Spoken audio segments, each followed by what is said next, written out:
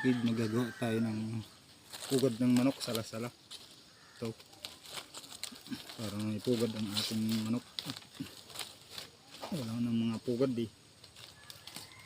Ito kasi hindi masyadong natagal itong ganitong sala-sala ng daon ng nyug na pugad. Pero isang taon man siguro. Tapos yan po. Yan lang paggagawa.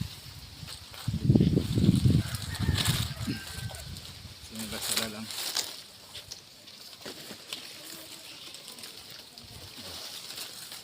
Bantayin mo lang yun, ikutin lang.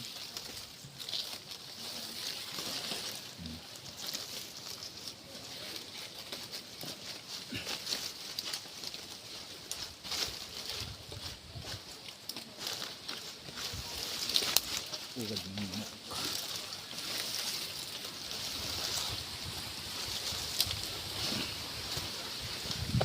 Ikot.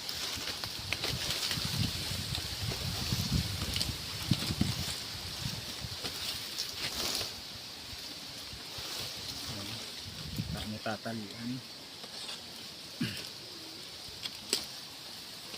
Itong panali ko dito rin lang galing sa ito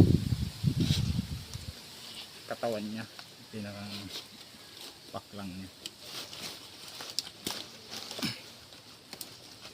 Ikutin lang. May pilipit lang yun ang ganyan.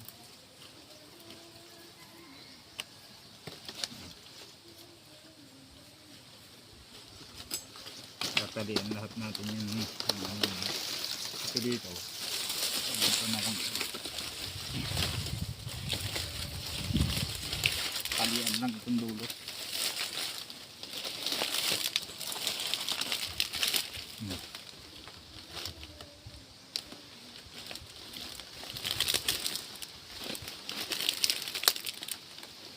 Pugad na.